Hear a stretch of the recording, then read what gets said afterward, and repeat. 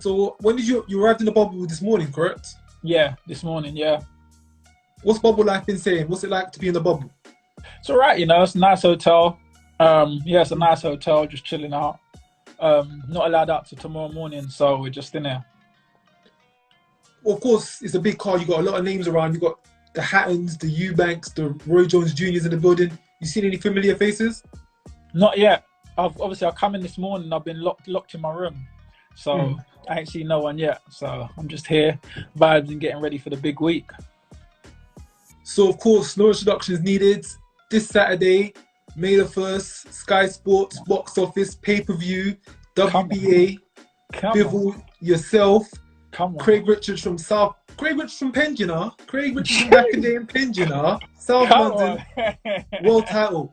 Tell me, talk to me. Tell me what it is. Come on, man. It's the big opportunity I need to grab with two hands. I know a lot of people have been writing me off thinking, you know, this guy's a monster machine, but I've trained hard and I'm ready to go and pick up that title. I'm ready to go. So of course you've had a full term for this training. I was watching an interview with your trainer Peter, and he was saying after the fight with Pitters, you guys called for Bivol. You guys wanted this fight. This was the fight that you guys wanted. Yeah, this is the fight we asked for. Because you know what? Before the Pitters fight, obviously I've beat quite a few domestic guys previous to the Pitters fight. So we wanted to kind of push on from them, maybe an interim title, maybe something international towards them, and then push on for a world title of someone like Bivol. But we decided that we wanted to crown the country first, get the British title. So we took the one more, but we took that against the 14-0 unbeaten guy for the British. And then, yeah, and Eddie asked us, like, what do you want? And we said, can you get us Dmitry Bivol? He said, call blindly. And before you know it, talks went off and we're here now. So, yeah. Of course, everyone in themselves knows it's a big task, it's a big ask. It's a challenge that you say you're more than up for. And the Craig Richards that we all know loves a challenge. We've seen you in a few fights in the past where when it's not been up to the mark of a challenge, you don't get yourself up for it. But this fight, I can't think of a bigger fight than one to get up for. Exactly that. You know, I was sick. If I know that I can beat the guy, sometimes I can have a flat performance. I just think, you know, I'll go through the gears and just get the win and go home. But when I get a big challenge ahead of me, the biggest guys that people say this is the man, like when I box Jake or Shaq or these guys, these are the times I turn up and go out there, perform and get the stoppage. You know, I feel like I haven't had to go through the gears as much with them sort of fights. But this sort of fight is something I think it will allow me to really lock in and, you know, go through my gears and see where I'm really at and go and get that world title. Because you're going to know from round one, you got to be switched on from round one all the way up until whenever the fight goes on to. It's the fact that there's no room for mistakes. There's a fight with there's no room for no mistakes. And we prepared for that diligently. And we know that, you know, we got a task at hand. We prepared for that task at hand and we're ready to go out and get the job done. Talking of preparation, so of course you're fighting out of the Matchroom gym in Romford. Right about now, the gym's on an absolute high because you've been having fighters getting massive results.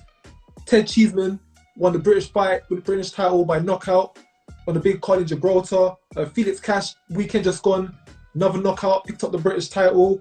Conor Ben, another knockout, defended his WBA title. Everyone's just storming through. Everyone's just pure fire going around, pure smoke. And I'm sure you're going to look to keep that system going, keep those flames spreading.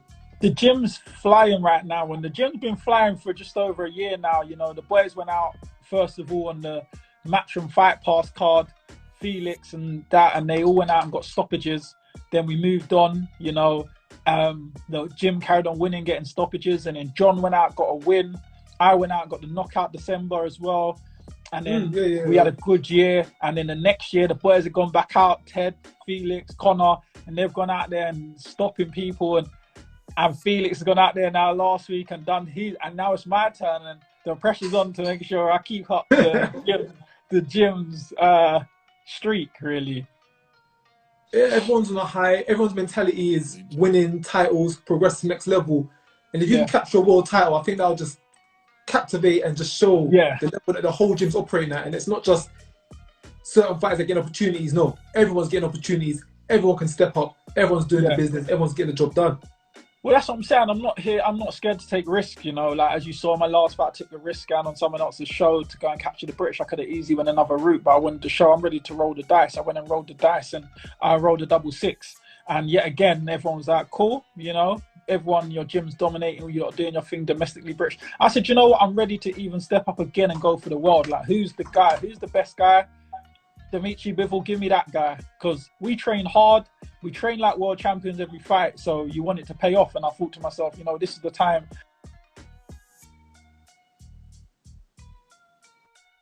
Sort of done. I've worked hard for this, and now I'm here for the world title. Like we said when I met you before at your therapy session in Croydon, this isn't the first time you've gone as the underdog. Alan Higgins, Southern Area, underdog fighter. Jake Ball, WBA, underdog fighter. Shaq Pitters, British light heavyweight title, underdog once again. The bookies keep putting against you. The bookies keep losing a lot of money on you. They've not learned. I don't understand why they've not learned. You know, they write me off, but I think like every good fighter in history, I think got written off until they proved themselves. I think like guys like Floyd got written off time and time again. I remember when he was coming through, people was like, he can't compete with the likes of Oscar De La Hoya, this guy, that guy, that guy. He came through to beat these guys. Terence Crawford, he's active now, still not getting his credit he deserves. Obviously, he's at high level. You got obviously guys like Andre Ward. He didn't get his credit till he even retired. So I look at all the great fighters are well ahead of me, and I think their journeys were similar. And it's for me just to keep going out there and executing the job every time I'm put the task is put in front of me. Well, you've been doing up until now, you've been doing a banging job of it. And of course, Saturday night, that'll be the penultimate one. We spoke before about advantages. So Bivol's been out of the ring for a year and a half by Saturday. It's in the UK. It's on your own promoter show. It's on the Matchroom show. Yeah. He beat Jake Paul by points. You beat Jake Paul by knockouts. You took him out there in 3 rounds. Are there any more advantages you feel that are falling in towards your favour going into this fight on Saturday? Except for the normal things, the reach, the height, etc. I just believe that I think he's a very good fighter, but I just believe that I'm a very good fighter, and I think I possess the tools to beat him. No discredit to him, but I just believe that I'm prepared properly and I'm ready to get the job done. It's all about, I've done the physical aspect. It's now just tuning in mentally and.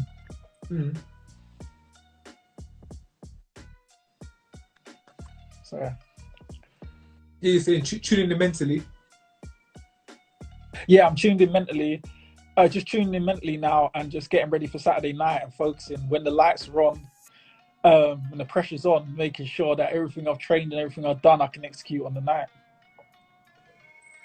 You seem confident, and like I said, there's no reason to not be confident because you've been in this situation many times before. Each time the level's stepping up. You faced adversity on many occasions. You've been the underdog. You went into shows, you upset the odds, and in your head you got to see it as nothing different. It's just another guy that's saying they're going to beat you. It's just another guy. Just another time you got to prove it wrong. I haven't gone through my career ever with things just handed to me like that, have I? I've had to kick the door down, It's not like I've had things where they said, look, let's give him this guy to make him look good. Let's, map him around this way because we want to avoid him from all of these guys. Like, I've come down the middle. Like, I'm a sharp shooter. I've come down the middle. Big challenges ahead of me. When 6 fights in, fighting guys 12-0, 6 knockouts, guys 10-0, guys 12-0, guys 12-1, guys 14-0.